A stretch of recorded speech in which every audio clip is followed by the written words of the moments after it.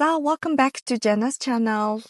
Өнөөдөр part 2-ороо уулзч байгаадаа түл их баяртай байна. Хэрвээ та part 1-ийг буюу Америкийн нэгдсэн улсад би хэрхэн сурсан бэ? Яаж магистраа хамгаалсан бэ? Магистраа хамгаалж байгаа явцдаа яаж тэтгэлэг авсан бэ гэдэг талаар үзээгүй байгаа бол доорх бичлэгээс үзээрэй. За, өнөөдөр part 2 буюу сургуулаа төгссөний дараах үйл явц. Тэгээд надад тохиолдсон туршлагаасаа би хуваалцаж байна. Уул нь би part 2-оо тухайн нөгөө part 1-гээ биччихэд шууд үргэлжлүүлээд бичсэн байхгүй юу. Тэгээ тэрийгэ тавьчиндаа гэж бодчихсон чи яг тавих гэсэн чинь айгүй их юм дутуу ярьсан байна. Гой дэлгэрүүлж ярьж чадаагүй байлээ. Тийм болохоор за ямар ч байсан гой дэлгэрүүлээд ярьсан part 2 хиндэ гэж бодоод зөндөө удчлаа. Sorry. Тэгээд одоо өнөөдөр part 2-оо ингээд тавтай үзээрэй.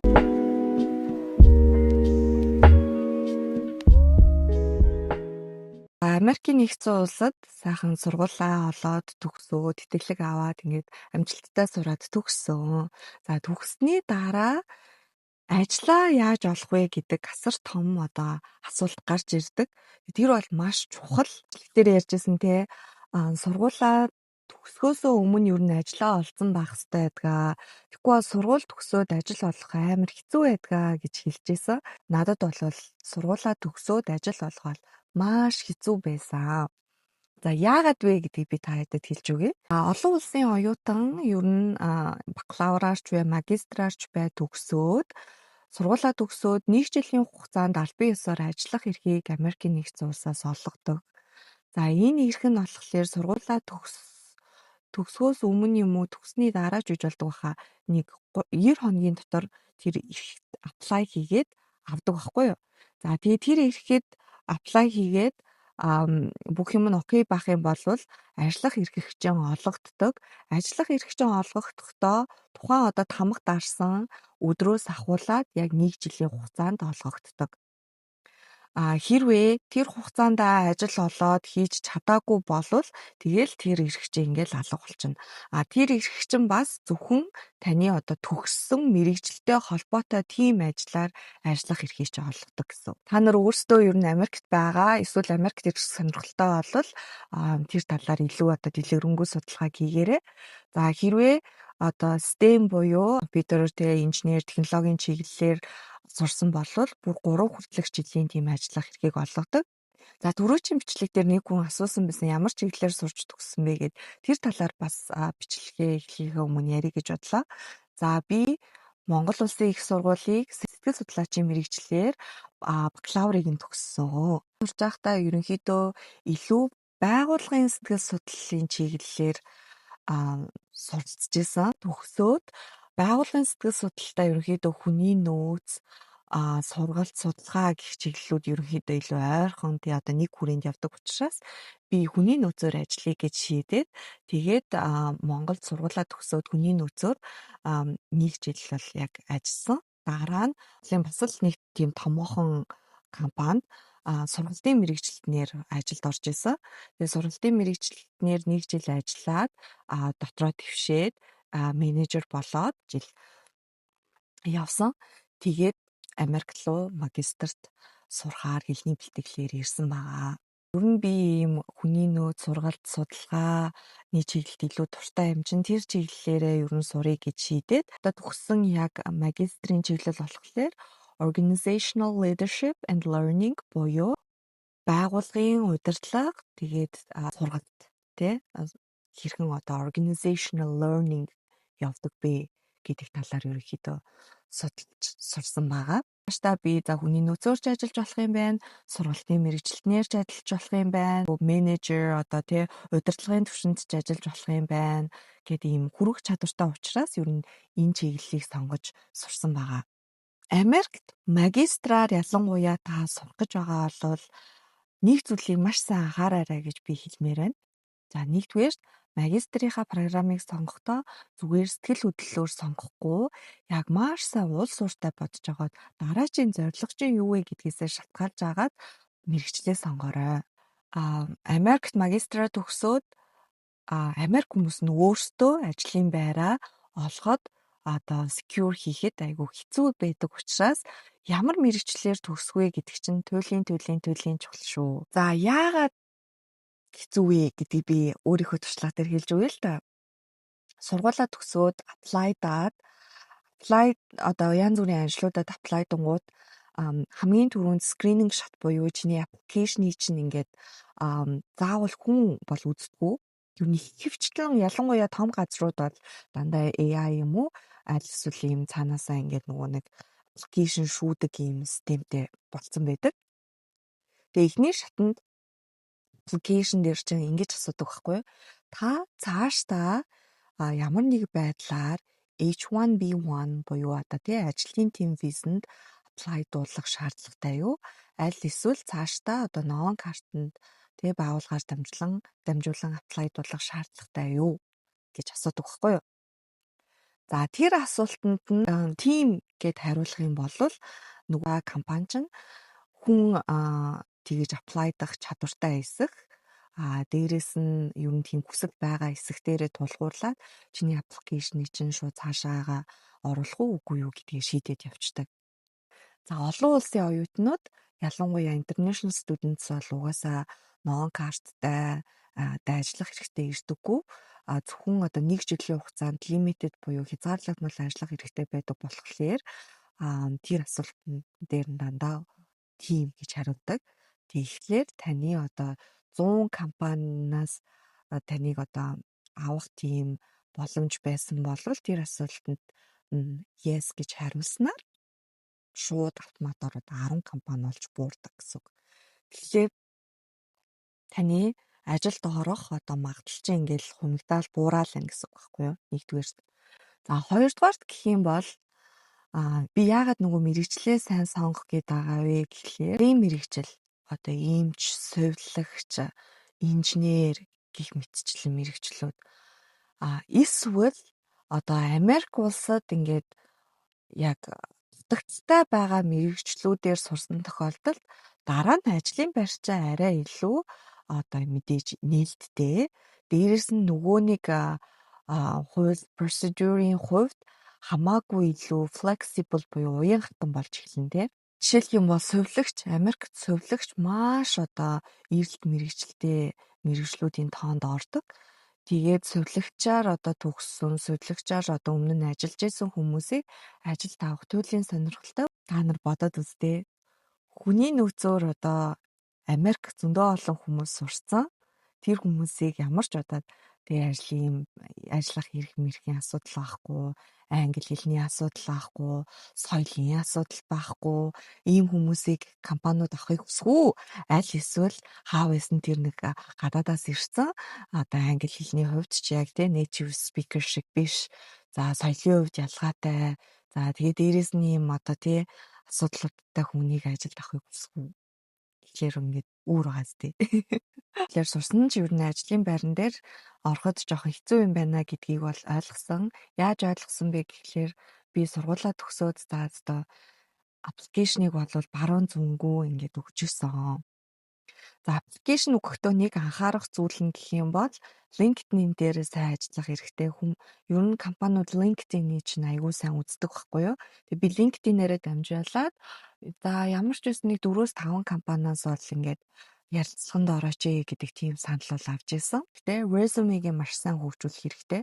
Резюмегийг хөгжүүлэхдээ заавал одоо нөгөө сургуулаасаа тусламж аав тий. Угаасаа тэр нөгөө резюмег хөгжүүлэхэд чинь сургуулаас чинь юм тусалдаг юм resource зөндөө байдаг. Тэр resource-уудаа илүү ойрхон бай. Бүх одоо талаараа тэр resource-ийн help-ыг аваарай гэж хэлмээр байна. Ялангуяа хэрвээ танд referral байхгүй бол аппликейшнаа ингээд хийд email аппликейшн явуулаад байна гэсэн үг байхгүй юу? За би жишээлх юм бол баг одоо сургуулаа төгсөөд хэдэн газар руу apply хийснээ бол үнэхээр мэдэхгүй байна. Ерөөсөө ингээл аппликейшн өгөөлэн ерөөсөө тэгээд за одоо ингээд интервью шатанд ороорой гэдэг юу болвол бүр амар бага байдаг. Тийм болохоор би нөгөө нэг сургуулаа төгсгөөсөө өмнө apply хийгээд ажилд орсон байгаарай гэдэгтгийн шалтгаан дээр баггүй юу? Та ингээ 1000 газар руу apply явуулж ийж за нэг 10 20 газраас интервьюд одоо орох тийм урилга авна. Хэрвээ та ямар нэг ажлын туршлагагүй бол ажилд орох бүр туйлын хэцүү. Би бас нэг хэдийн Монголд ч гэсэндээ нэг ажлын туршлагатай байсан. За тэгээ дээрээс магистрт байхдаа нөгөө зүрийн volunteer тиймэрхүү юм хийжсэн нь бас ингээд юу яасан. Надад аюу нөлөөлсөн гэх юм уу.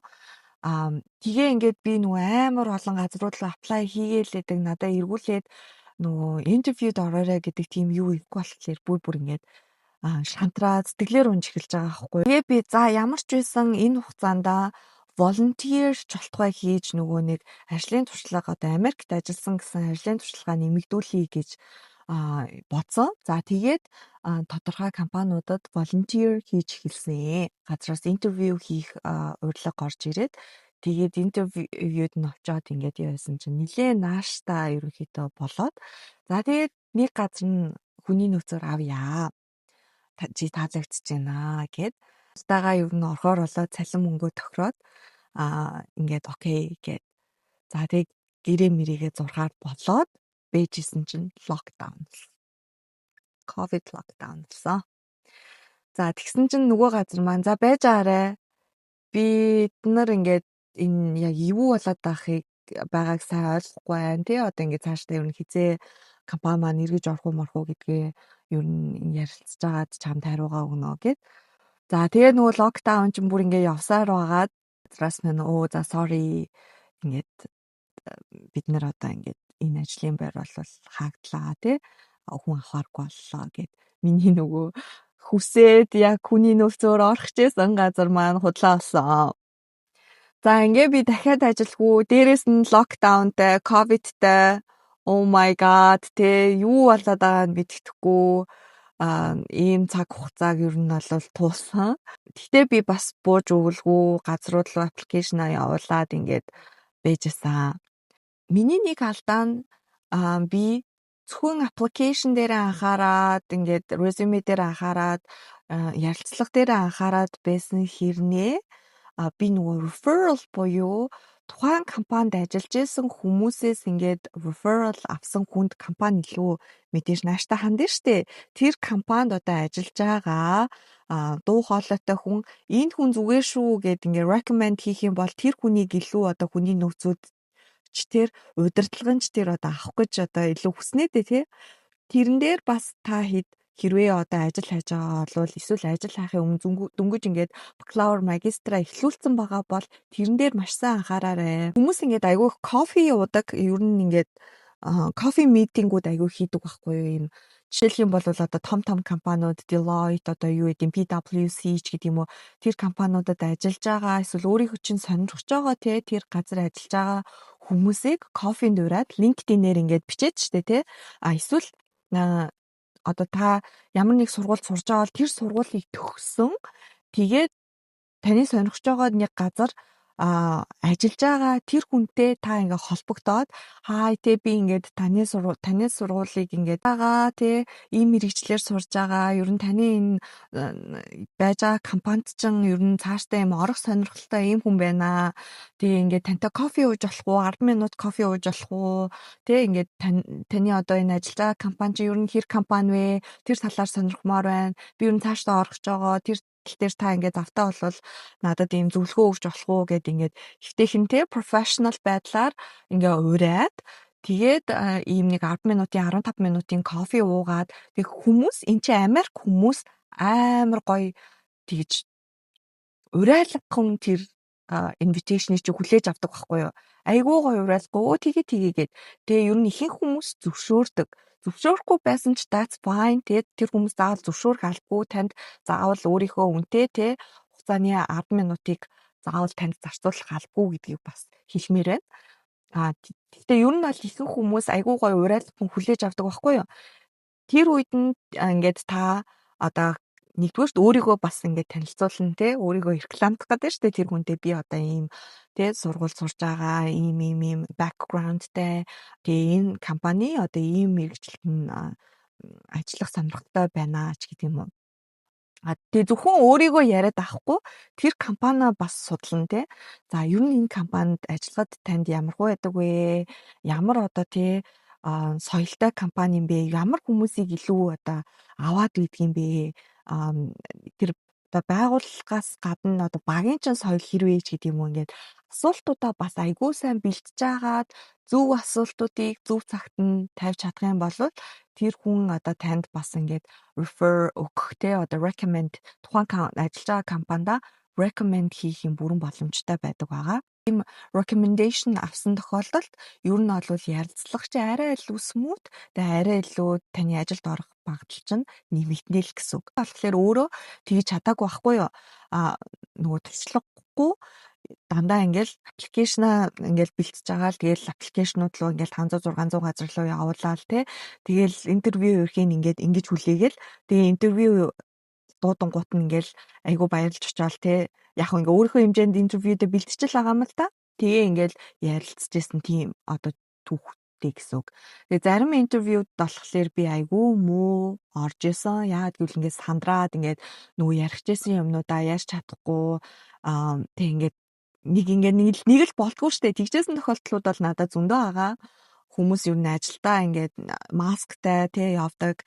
Тэгээд ер нь юм жоохон нэгдэжсэн чинь би нэг ярилцлаганд дуудагдаад тэгээд тэр ярилцлаган дээрээ ороод окей тэнцээд 2 дугаар шатандаа ороод тэнцээд дахиад хамгийн сүүлийн шат буюу нөгөө хүний нөөцийнхөө захиралтай уулзах шатандаа ороод тэгээ ерөөхдөө ингээд тэнцээд тэгээд би одоо нэг томоохон юм монголоор бол номин шиг гэх юм уу одоо ингээд бүх юм байдаг юм сүлжээ тийм компани туфгүй айгуу там Америкт бол хүн болгон мэднэ.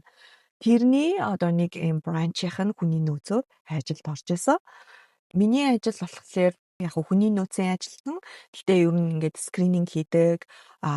Тэр компаниудаа хүмүүсийг ерөнхийдөө эхний шатанд нь ингээд скрининг хийгээд залгаад ярилцлаганд дуудаад ярилцлагыг хийгээд тэгээд ярилцлагаа гэхдээ нөгөө нэг тэр бранчийнхаа яг тэр авах байгаа одоо тэр багийнхаа менежертэй цуг хийдэг. Тэгээд тэр менежер маань окей авъя гэж шийдэх юм бол би ингээ бүх бичиг баримтыг нь янзлаад цэгцлээд тэгээ нөгөө цаашаага хуулийн хэлцмэлцтэй өгөхөд ерөнхийдөө бэлэн болгоод ингээд тэр хүнийг ер нь ажилд ингээд авдаг байсан. Ирсэн ажилтнуудыгаа ингээд цуглуулж агаад onboarding буюу нөгөө шинээр ажилд орсон ажилтнуудад нэг юм сургалт хийдэг штэ тэр сургалтыг бас би хийдэг байсан. Ажлаас гарах болох юм бол бас нөгөө төгсгөлийн ярилцлагыг нь бас хийдэг. Яагаад юу н ажлаас гарав юу боловч гэдэг юм. Ажилд орох бол бүр challenging байдаг. За дүгнэж ер нь бол хэлэхэд бол ажлаа сургуультай сурж байхдаа олцсон байх хэрэгтэй. Хүмүүстэй networking хийх хэрэгтэй. Networking хийхдээ одоо яаж одоо холбогдож болох вэ? Би сая бас хэллээ те. За тэгээд ингээд өрсөлдөж ажилд орно гэдэг бол маш хэцүү гэдгийг хэлмээр байна. Тэгэхээр та сураад өгсөн тэгээ ажлын бас тодорхой хэмжээний туршлагатай болвол ер нь бол бас тийм боломжгүй зүйл бол биш ээ гэж хэлмээр байна. Манай охин одоо жимнастикаас гарч ирэх гэж байна. Дараа үргэлжлүүлнэ.